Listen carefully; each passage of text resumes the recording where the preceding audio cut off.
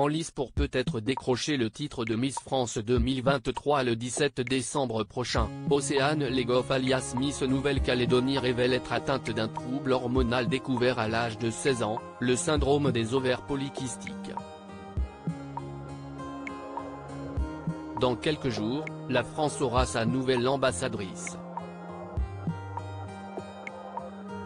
Juges et téléspectateurs seront invités à voter pour sacrer la nouvelle Miss France pour toute l'année 2023.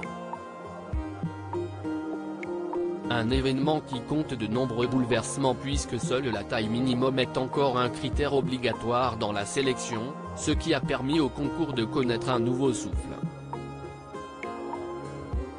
Nouveau souffle qui se traduit également par une nouvelle équipe. Exit Sylvie Tellier, l'ancienne patronne des Miss a en effet été priée de quitter l'organisation, remplacée par Alexia Laroche-Joubert, la nouvelle présidente, et une ancienne Miss, Cindy Fabre. Un trouble hormonal constaté à l'âge de 16 ans pour Miss Nouvelle-Calédonie.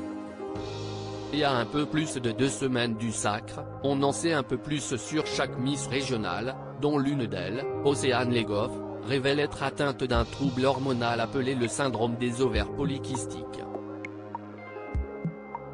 Celle qui a été élue Miss Nouvelle-Calédonie 2022 a révélé l'information auprès d'Omimag, cherchait à mettre la lumière sur un problème qui peut toucher les femmes en âge d'avoir des enfants, ça représente 2,5 millions de femmes en France.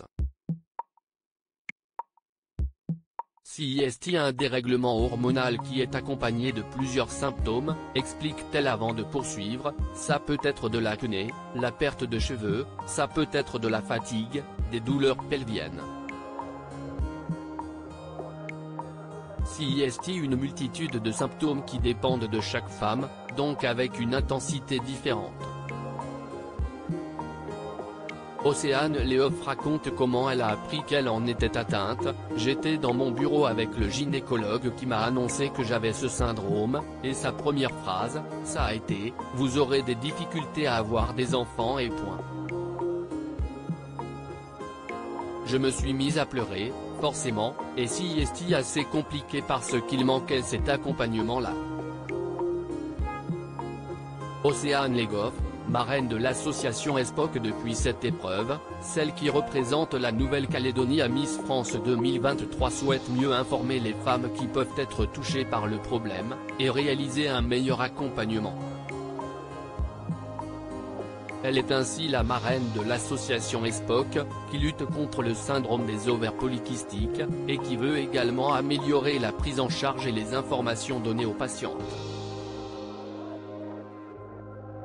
Car si ce trouble hormonal peut effectivement mener à une infertilité, il s'accompagne souvent de nombreux autres problèmes plus ou moins graves, qui peuvent être handicapants dans la vie active.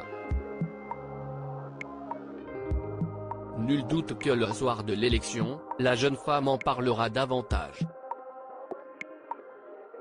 À lire aussi Miss France 2023, 2 candidates sont tatouées, une première dans l'histoire du concours.